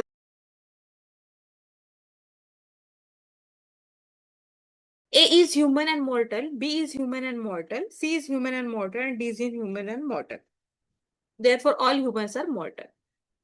मानव ए म्हणताय मानव हा मानव आणि मरणशील आहे. मानव बी हा मानव आणि मरणशील आहे. डी हा मानव आणि मरणशील आहे. म्हणून सर्व मानव मरणशील आहे. मॉर्टल नश्वर आहे असं म्हटलंय. तर निगमीन युक्तिवाद आहे, डिडक्टिव्ह, इंडक्टिव्ह, सॉलॉजिकल की कोणतेही नाही. यामध्ये काय म्हणतात चारही जे आहे ना व्यक्तीचे विशिष्ट निरीक्षण केलंय. त्यामुळे आपलं काय आहे एका पर्टिक्युलर याच्यावरून आपण कुठे चाललोय जनरल कन्क्लुजन देतो आहे. त्यामुळे इंडक्शन मध्ये काय करतं पर्टिक्युलर टू जनरल करतं. त्यामुळे आपलं उत्तर काय असणार आहे? इंडक्टिव्ह आर्ग्युमेंट असणार आहे. Particular to general. आपण अनेक व्यक्ती मॉर्टल असल्याचे निरीक्षण करून आपण काय करतोय सगळे ह्युमन्स मॉर्टल अशा पद्धतीने जनरलाइज करतोय. त्यामुळे आपलं उत्तर काय असणार आहे? ऑप्शन बी असणार आहे.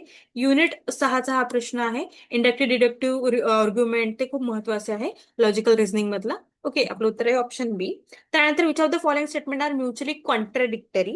All flowers are fragrant, most flower are not fragrant, no flower are fragrant, most flower are not fragrant. खालीलपैकी कोणती विधाने परस्पर विरोधी आहे? सर्व फुले सुगंधी आहे, बहुतेक फुले सुगंधी नसतात, कोणतीही फुले सुगंधी नसतात, बहुतेक फुले सुगंधहीन असतात. त्यामध्ये आपल्याला विचारलेलं आहे. ओके. तर इथे आपल्याला काय विचारलंय? कॉन्ट्राडिक्टरी. कॉन्ट्राडिक्टरी कोणत्या? ऑल आणि नो, है ना. AEIO अशा पद्धतीने आहे ना. तर ऑल नो आणि सम नो अशा पद्धतीने असतात. तर यामध्ये ऑल फ्लॉवर्स ऑफ फ्रॅग्रन्स आणि नो, म्हणजे ऑल आणि नो हे आहे. फर्स्ट आणि तीन आहे ना, ती आहे. दोन्ही स्टेटमेंट एकाच वेळी सत्य असू शकत नाही, त्यामुळे ते काय आहे, कॉन्ट्राडिक्टरी आहे. ओके. त्यामुळे आपलं उत्तर काय असणार आहे, ऑप्शन बी असणार आहे. हा सुद्धा प्रश्न युनिट 6चाच आहे, कॉन्ट्राडिक्टरी. ओके, लॉजिकल रिझनिंगचा आहे, खूप महत्वाचे आहे हे. ग्लोबल ऑनलाईन आपल्यासाठी घेऊन आले आहे महाराष्ट्र सेट परीक्षेसाठी 50 सर्व प्रश्नपत्रिका असलेलं पुस्तक. 5,000 प्लस प्रश्नाचा संच इथे आहे आणि इंग्लिश आणि मराठी दोन्ही भाषेमध्ये आहे. अमेझॉनवर ते अवेलेबल आहे, तुम्ही तिथून ऑर्डर करू शकता. यामध्ये बघा, PY question paper, unit wise question paper आणि संपूर्ण अभ्यासक्रमावर आधारित क्वेश्चन पेपर आहे. सोबत आपल्याकडे महाराष्ट्र सेट वाणिज्यसाठी सुद्धा प्रश्नपत्रिकाचा संच आहे. ते सुद्धा तुम्ही ऑर्डर करू शकता. लिंक हवी असेल तर कमेंट करा. चला, समोरचा प्रश्न आहे, semantic noise in a classroom communication can be limited by avoiding the use of. वर्गातील संवादातील अर्थविषयक अडथळा यापैकी खालीलपैकी कशाचा वापर टाळून मर्यादित करता येईल?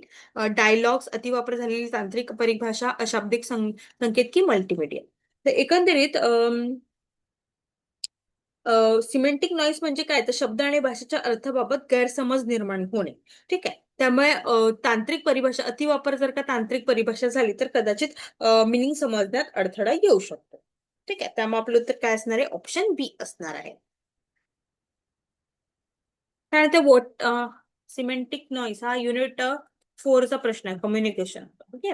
नंतर what is the primary purpose of conducting a literature review in research. संशोधनामध्ये साहित्य समीक्षा करण्यामागचा मुख्य उद्देश काय आहे? युनिट 2 रिसर्च ॲप्टिट्यूडचा आहे. To collect primary data, to formulate a hypothesis, to identify gaps in existing research, to analysis statistical data. प्राथमिक माहिती गोळा करणे, गृहीतक तयार करणे, विद्यमान संशोधनातील त्रुटी किंवा उणिवा शोधणे. डी, सांख्यिक माहितीचे विश्लेषण करणे. काय असणार आहे लिटरेचर रिव्ह्यू मध्ये? तर प्रायमरी पर्पज जो आहे लिटरेचर रिव्ह्यूचा, तो असणार आहे जो गॅप आहे एक्झिस्टिंग रिसर्चमध्ये तो भरून काढणे, विद्यमान संशोधनातील त्रुटी उणिवा शोधणे. ह्या महत्वाचा असणार आहे लिटरेचर रिव्ह्यू मध्ये. त्यामुळे आपलं उत्तर असणार ऑप्शन सी. आता लिटरेचर रिव्ह्यू म्हणजे काय, तर आपल्या विषयावर यापूर्वी झालेले रिसर्च, मग आधी काय झाले आहे, काय मिळाले आहे, कुठे रिसर्च पेपर आहे का, सगळं ते बघणे, ते असते आहे लिटरेचर रिव्ह्यू. त्यामुळे आपलं उत्तर काय असणार आहे, ऑप्शन सी असणार आहे. त्यानंतर the code for a web page is written using. Web पेजचा कोड तयार करण्यासाठी कशाचा वापर केला जातो? युनिट 8 असा प्रश्न आहे हा, आयसीटीचा. Hypertext markup language, perp, FTP, URL. यासाठी आपल्याला सगळ्यांना माहिती आहे HTML हे यूज केलं जातं, हायपर टेक्स्ट मार्कअप लँग्वेज. या सगळ्यांचे फुल फॉर्म लक्षात ठेवा. ओके, पर्ल जे आहे हे प्रोग्रॅमिंग लँग्वेज आहे, प्रोग्रॅमिंग लँग्वेज. एफटीपी हे जे फाईल ट्रान्सफर प्रोटोकॉल. आणि URL काय आहे, वेब ऍड्रेस आहे ना. चला, आपलं उत्तर काय असणार आहे, ऑप्शन ए असणार आहे. नंतर which of the following is a commonly use video conference platform for remote meetings and collaboration. दूरस्थ बैठका आणि सहयोगासाठी खालीपैकी कोणते व्हिडिओ कॉन्फरन्स प्लॅटफॉर्म सामान्यतः वापरले जाते? ट्विटर, इंस्टाग्राम, झूम की लिंक्डइन. तर जे आपण म्हणतो काय, व्हिडिओ कॉन्फरन्स जे आहे, कोलॅबरेशन, ते झूमनी आता होते आहे. Video meetings, online classes, webinars ना, हे सगळं झूमनी होते. त्यामुळे आपलं उत्तर असणार आहे ऑप्शन सी. हे बघा, आताच्या घडामोडीवर हा प्रश्न आलेला आहे, आयसीटीच्या व आयसीटी युनिट 8 वर बेस्ट आहे. त्यानंतर समोरचा प्रश्न आहे, which of the following are the methods of learning. खालीपैकी कोणत्या अध्ययन शिक्षणाच्या पद्धती आहेत? युनिट 1चा प्रश्न आहे हा, टीचिंग ऍप्टिट्यूडचा. अध्यापन, ट्रायल अँड एरर, प्रयत्न आणि चूक, अनुकरण, प्रयोग, प्रश्न विचारणे, चिंतन. कोणते मेथड्स ऑफ लर्निंग बरोबर आहे ते आपल्याला विचारलं आहे. त्यामध्ये ट्रायल अँड एरर, अनुकरण, प्रयोग आणि प्रश्न विचारणे. प्रयोग आणि चिंतन हे महत्वाचे आहे. प्रयत्न करून, चुका करून शिकणे, इतरांचे निरीक्षण करणे, अनुकरण करणे, प्रयोग करून शिकणे आणि स्वतःच्या अनुभवावरून विचार करणे. त्यामुळे आपलं उत्तर काय असणार आहे, ऑप्शन बी असणार.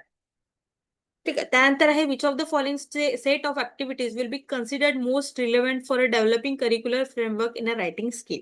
लेखन कौशल्यांसाठी अभ्यासक्रम आराखडा विकसित करण्याच्या दृष्टीने खालीलपैकी कोणत्या कृतीचा संच सर्वात समर्पक मानला जाईल? रचना करणे, चिंतन करणे, संवाद साधणे, रचना करणे, मूल्यमापन करणे. बी, नियोजन करणे, मूल्यमापन करणे, निर्मिती करणे आणि पुनर्रचना करणे. सी, नियोजन करणे, रचना करणे, संवाद साधणे, चिंतन करणे आणि मूल्यमापन करणे. डी, मांडणी करणे, रचना करणे, तयारी करणे आणि चिंतन करणे. काय असणार आहे? पहिले आपण काय करतो, नियोजन करतो, मग रचना करतो, संवाद साधतो, चिंतन करतो आणि मग शेवटी मूल्यमापन करतो. मूल्यमापन शेवटी असल्यामुळे हे दोन येऊ शकते. ठीक आहे. त्यानंतर हे 2 तर कटच झाले मूल्यमापन नसल्यामुळे. यामधून आपल्याला करायचं होतं. तर नियोजन आपल्याला पहिले करावं लागते, नंतर रचना करावं लागतं. त्यामुळे आपलं उत्तर काय असणार आहे? ऑप्शन सी असणार आहे. ओके. आणि हा प्रश्न आहे फ्रेमवर्क, युनिट 1चाच प्रश्न आहे. ओके. समोरचा प्रश्न आहे, as the value of one variable is increasing, the value of second variable is also increasing, then the correlation coefficient will be. जेव्हा एका चलाचे मूल्य वाढत असते आणि दुसऱ्या चलाचे मूल्यही वाढत असते, तेव्हा सहसंबंधाचा गुणांक कोएफिशियंट कसा असेल? पॉझिटिव्ह, निगेटिव्ह, शून्य यापैकी कोणताही नाही. युनिट 2 चा प्रश्न आहे रिसर्च ऍप्टिट्यूडचा, आणि करेलेशन कोएफिशियंट म्हणजे करेलेशन आलं म्हणजे काय आलं? एक्सपेरिमेंटल रिसर्च आलं. ओके. तर काय असणार आहे यामध्ये? दोन्ही व्हेरिएबल एकाच दिशेने बदलत असतील तर तेव्हा होतं पॉझिटिव्ह करेलेशन. ठीक आहे. हे सगळ्यांनी लक्षात घेऊन घ्या. सेम डायरेक्शनला जात असतील तर पॉझिटिव्ह, आणि अपोजिट डायरेक्शनला जात असतील तर निगेटिव्ह. ओके. सगळ्यांनी नोट करून ठेवा. याचं उत्तर आहे ऑप्शन ए. त्यानंतर समोरचा प्रश्न आहे, curriculum is a complete plan for implementation of educational AIIMS, आणि रिझन दिलेलं आहे, curriculum is the sum total of curriculum core and syllabus. अभ्यासक्रम ही एक शैक्षणिक उद्दिष्ट अंमलात आणण्याची एक संपूर्ण योजना आहे. कारण म्हणते अभ्यासक्रम म्हणजे करिक्युलम कोर आणि अभ्यासाविषयक सूची यांची एकत्रित बेरीज होय. ऑप्शन्स आहे both A and R correct, R is a correct explanation of A. Both A and R correct, R is not correct explanation. A is correct, R is false, A is false, R is correct. काय असणार आहे? Curriculum जे आहे ना, हे केवळ syllabus नसून educational M साध्य करण्यासाठी नियोजित याचा आराखडा आहे. बरोबर आहे. ठीक आहे. त्यानंतर करिक्युलम हे कोर प्लस सिलेबस म्हणून आहे. त्यामुळे आपलं उत्तर काय असणार आहे? दोन्ही तर करेक्ट आहे, पण जे कारण आहे ना ते चुकीचं आहे. ओके. त्यामुळे both A and R correct, but R is not a correct explanation. त्यामुळे आपलं उत्तर असणार आहे ऑप्शन बी. त्यानंतर समोरचा प्रश्न आहे, which of the following learning objective are true in the context of constructive perspective? A concept has to be integral whole and thus can not be divided into different level of learning. रचनावादी दृष्टिकोनाच्या संदर्भात खालीलपैकी उद्दिष्ट आपल्याला tick करायचे की कोणतं बरोबर आहे? ओके. ए म्हणताय संकल्पना ही एक अविभाज्य समग्र असते आणि त्यामुळे तिच्या अध्ययनाचं विविध स्तरांमध्ये विभाजन करता येतं. बी म्हणताय learning is a divergent process that occurs through a various exposure. C म्हणताय बी काय म्हणताय, अध्ययन ही विविध अनुभवातून घडणारी अपसारी प्रक्रिया आहे. सी म्हणताय learning objective are contextual in nature, अध्ययन उद्दिष्ट हे संदर्भावर आधारित आहे. आणि डी म्हणताय learning is a multi dimensional process, अध्ययन ही एक बहुआयामी प्रक्रिया आहे. यापैकी कोणतं बरोबर आहे ते आपल्याला विचारलेलं आहे. ठीक आहे. तर काय असणार आहे? यामध्ये जे आहे ना, लर्नर स्वतःच्या अनुभवामधून नॉलेज कन्स्ट्रक्ट करतो. ओके. आणि लर्निंग ही एक ऍक्टिव्ह एक्सपिरियन्स बेस्ड आहे, कॉन्टेक्स्ट डिपेंडेंट आहे. त्यामुळे आपलं उत्तर काय असणार आहे?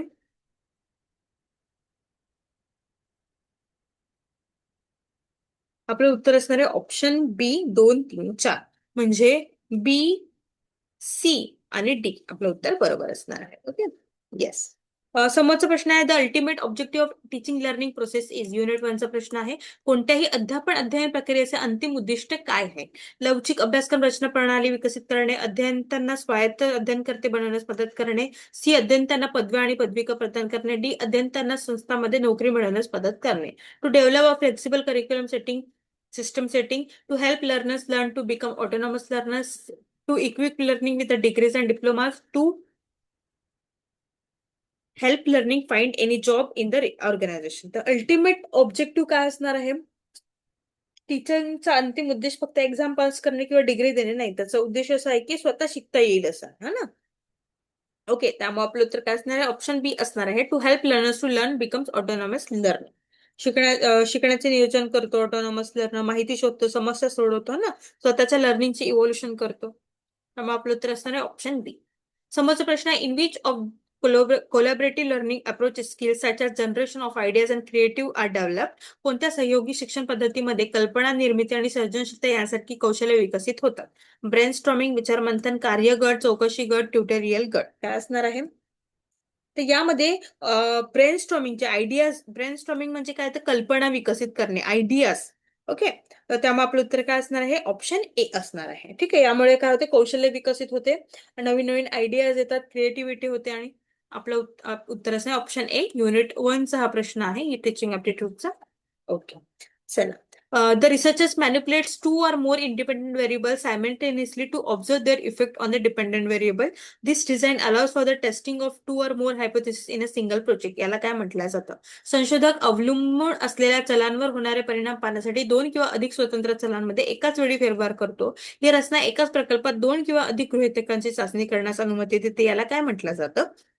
रँडमाइज block design, factorial design, non random design की अर्धप्रायोगिक संशोधन. काय म्हटलं जातं? याला म्हटलं जातं फॅक्टोरियल डिझाईन. जेव्हा रिसर्चर एकापेक्षा जास्त इंडिपेंडंट व्हेरिएबलवर एकाच एक्सपेरिमेंटमध्ये मॅनिप्युलेशन करतो, तेव्हा त्याला फॅक्टोरियल डिझाईन म्हटलं जातं. ठीक आहे. यामध्ये दोन किंवा अधिक इंडिपेंडंट व्हेरिएबल आले की फॅक्टोरियल डिझाईन अशा पद्धतीने लक्षात ठेवायचं. ओके. आपलं उत्तर असणार आहे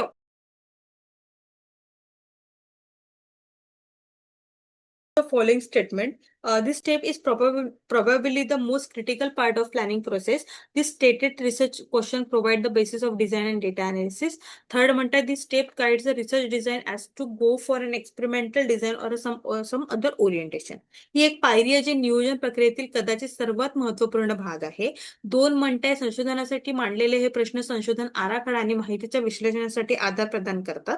तीन म्हणताय संशोधकाने प्रायोगिक आराखडा निवडावा की अन्य एखादी पद्धत दृष्टिकोन स्वीकारावा यापैकी निर्णय घेण्यास ही पायरी मार्गदर्शन करते. त्यापैकी कोणते विधानं खालीपैकी कशाचे निर्देशक आहेत ते आपल्याला विचारले आहे. ते लिटरेचर सर्वे आहे, रिसर्च डिझाईन आहे, हायपोथेसिस आहे की संशोधन विषयाची निवड आहे. काय असणार? तर हे आहेत गृहीतक, हायपोथेसिस आहे. प्लॅनिंग प्रोसेसमध्ये हे अत्यंत महत्वाचे आहे. त्यामुळे काय होते तर संशोधकाला दिशा मिळते, रिसर्च डिझाईन ठरवता येते, डेटा कसा गोळा करायचा ते सगळं यामध्ये असते. एक्सपेरिमेंटल डिझाईन कशा पद्धतीची दुसरी पद्धत वापरायची हे सगळं याच्यामध्ये असते आहे. त्यामुळे आपलं उत्तर काय असणार आहे? ऑप्शन सी असणार आहे. युनिट 2 चा प्रश्न आहे हा, रिसर्च ऍप्टिट्यूडचा. ओके. त्यानंतर समोरचा प्रश्न आहे during research process which of the following types or error are associate with a biasness. संशोधन प्रक्रियेदरम्यान खालीलपैकी कोणत्या प्रकारची त्रुटी ही पूर्वग्रहाशी संबंधित आहे? नमुना त्रुटी, नमुनेतर त्रुटी, ए अँड बी निश्चितपणे सांगता येणार आहे. तर रिसर्च मधील एरर्स जे आहेत त्यापैकी दोन प्रकारचे असतात, sampling error, non sampling error. Sample आणि पॉप्युलेशन याच्यातील नैसर्गिक फरकामुळे होणारी चूक ही रँडम असते. स्वतःहून बायस निर्माण करण्याची इथे आवश्यकता नसते. पण नॉन सॅम्पलिंग मध्ये डेटा कलेक्शन करत असताना, इंटरव्ह्यू देत असताना आपण इत्यादी कारणांमुळे होणारी चूक आणि ती बायस पक्षपात असते त्यामध्ये. ठीक आहे. त्यामुळे आपलं उत्तर काय असणार आहे? ऑप्शन बी असणार आहे. जिथे बायसनेस असते ते आहे नॉन सॅम्पलिंग एरर. ओके. त्यामुळे आपलं उत्तर काय असणार आहे? ऑप्शन बी असणार आहे. ग्लोबल ऑनलाईन आपल्यासाठी घेऊन आले आहे 50 सराव प्रश्नपत्रिका असलेले पुस्तक, ज्यामध्ये 5,000 प्लस प्रश्नांचा संच आहे. मराठी आणि इंग्लिश दोन्ही भाषेमध्ये आहे. हे Amazonवर अवेलेबल आहे. तुम्ही तिथून ऑर्डर करू शकता. बघा, यामध्ये मागील वर्षाची प्रश्नपत्रिका आहे, युनिट वाईज प्रश्नपत्रिका आणि फुल लेंथ मॉक टेस्ट आहे. आजच ऑर्डर करा. यामध्ये यासोबतच तुमच्यासाठी महाराष्ट्र सेट वाणिज्य कॉमर्ससाठी सुद्धा 25 सराव प्रश्नपत्रिका असलेले संपूर्ण विश्लेषणासहित असलेले संच आहे. ठीक आहे. ते सुद्धा तुम्ही ऑर्डर करू शकता. चला, the important pre requested of research in a science, social science and humanities are. विज्ञान, सामाजिक शास्त्र आणि मानवशास्त्रांमध्ये संशोधनासाठी आवश्यक असलेल्या महत्वाच्या गोष्टी खालीलप्रमाणे आहेत. प्रयोगशाळेतील कौशल्य, नोंदी, मार्गदर्शक आणि विषय.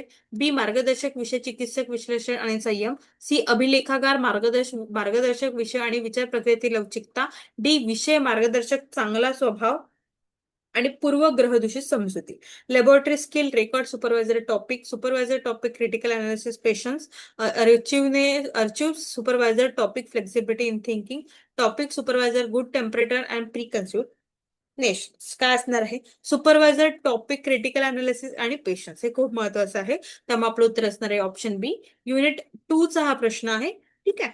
Yes. The final result of a research study will be more accurate if the sample drawn is.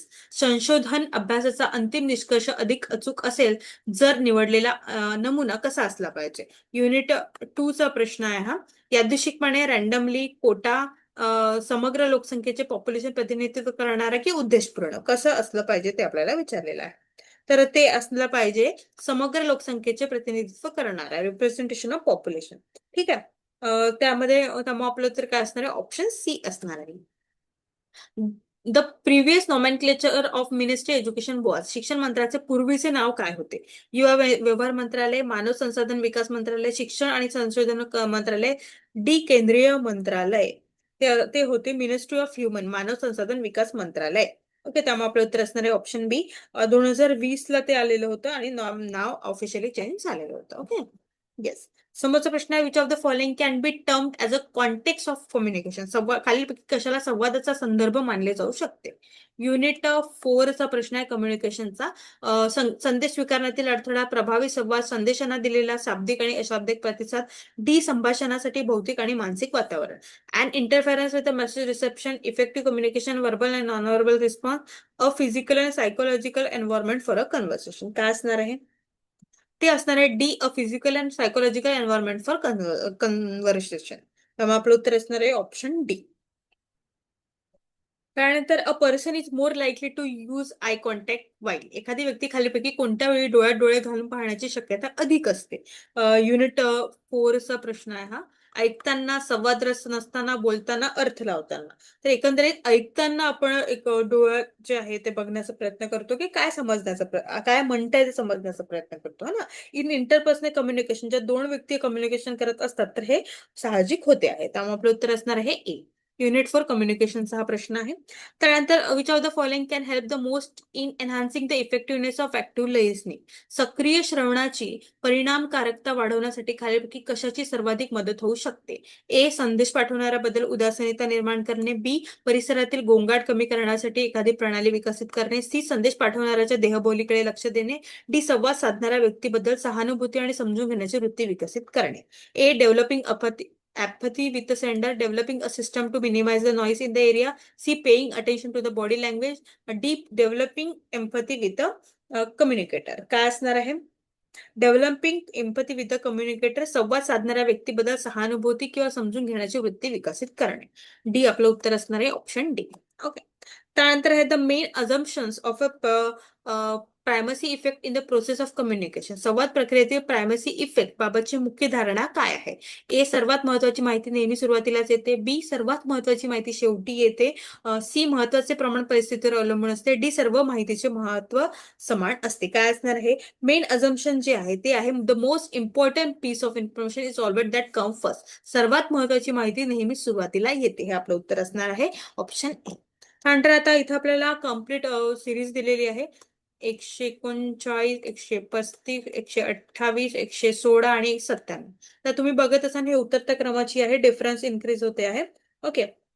यामध्ये 4चा डिफरन्स आहे, यामध्ये 7चा डिफरन्स आहे, 12 आणि 19. ठीक आहे. तर नेक्स्ट जे आहे पुन्हा 9 वाढेल आहे. ठीक आहे, इथे बघा. ओके, इथे बघा 19 + 9 28 म्हणजे किती? 97 मायनस 28 म्हणजे किती येणार आहे? 69. त्यामुळे आपलं उत्तर काय असणार आहे? ऑप्शन सी असणार आहे. ओके, आपण फक्त डिफरन्स काढलेला आहे. त्यानंतर समोरचा प्रश्न आहे the sum of money is to be divided among P, Q, R 2, 3, 7. If the total share of P and Q is totally is a 1500 less than the P R, what is the share of P? एका ठराविक रकमेचे P, Q, R यांच्यात 2, 3, 7च्या प्रमाणात वाटप करायचं आहे. जर P आणि क्यू यांचा एकत्रित वाटा आरच्या वाट्यापेक्षा 1500 ने कमी असेल तर पीचा वाटा किती आहे? त्याचा आधी एक्स एक्स एक्स याचा हे करून घ्या. किती होतात? 13. 13x सगळ्यांचं मिळून या दोघांचं जर का विचारलं पी आणि क्यूचं विचारलंय त्यांचं किती आहे? 5x. ठीक आहे, याचं 7x. तर 7x - 5x is equal to किती? 1500. म्हणजे 2x इज इक्वल टू 1500 आणि x ची व्हॅल्यू काय असणार आहे? 750 असणार आहे. ठीक आहे. तर पी किती आहे? 2x आहे. 2 × 750 म्हणजे ते सर 1500. त्यामुळे आपलं उत्तर काय असणार आहे? ऑप्शन ए असणार आहे. पीचा वाटा 1500 रुपये असणार आहे. ओके, इतक्या सोपं प्रश्न असतं असं. ठीक आहे. नंतर आपल्याला कोड लँग्वेज दिली आहे टोस्टर, जो लिहिलेला गेलेला आहे VQCRRCP. ठीक आहे. त्यानंतर आहे रोडॅन, हे लिहिलं आहे TQFDLRQ. ठीक आहे. आणि फॅन्टमचं आपल्याला विचारलेलं आहे, फॅन्टम कशा पद्धतीने लिहाल विचारलाय. P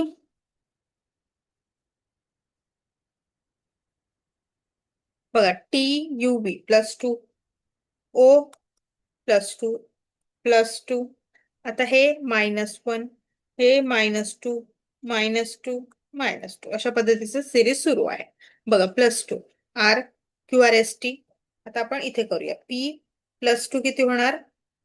R H+2J C N किती -1 म्हणजे M T -2 म्हणजे R O -2 म्हणजे M आणि हे K. त्यामुळे आपलं तर काय असणार आहे ऑप्शन सी असणार आहे RJCMRMK. कोणता वापरलाय +2+2+2 -1 -2 -2 -2 वापरलाय. ठीक आहे, अशा पद्धतीने हे करावं लागेल. यासाठी तुम्हाला लेटर सिरीज पार्टने असणे आवश्यक आहे किंवा तुम्ही मग तिथे पटापट लिहून घ्यायचं. ओके, आपलं उत्तर असणार आहे ऑप्शन सी. त्यानंतर P आणि Q हे काय सिस्टर्स आहे आणि R आणि S हे ब्रदर आहे. P's daughter is R sister. P ची डॉटर जी आहे ती आर ची सिस्टर आहे. What is the Q relation to S? Q relation to S. R आणि हे एस आहे ना, पी आणि सिस्टर आहे. ते कोण असणार आहे? मावशी, आत्या, माता नाही मावशी असणार आहे ना. पी आणि क्यू या बहिणी आहेत आणि आर आणि एस हे भाऊ आहेत. पी ची मुलगी ही आर ची बहीण आहे. एस ची क्यू चे नाते काय आहे? तर ती असणार आहे मावशी. त्यामुळे आपलं तर असणार आहे ऑप्शन डी. ओके, अशा पद्धतीने आपण काही महत्त्वाचे संभाव्य प्रश्न इथे पाहिलेले आहे. होप ते तुम्हाला अभ्यासाला मदत करेल आहे. तुम्हाला जर का बॅचमध्ये एनरोल करायचं असेल तर तुम्ही दिलेल्या नंबरवर संपर्क करू शकता किंवा ग्लोबल ऑनलाईन ऍप प्ले स्टोअरवरून डाउनलोड करू शकता. 5,000 आपल्या प्रश्नांचा संच असलेले पुस्तक आपल्याकडे Amazonवर अवेलेबल आहे. आजच ऑर्डर करा. मराठी आणि इंग्लिश दोन्ही भाषेमध्ये आहे. सोबत कॉमर्सची सुद्धा पुस्तक आपल्याकडे अवेलेबल आहे. ते सुद्धा तुम्ही ऑर्डर करू शकता. Okay everyone, that's it for today. Thank you so much.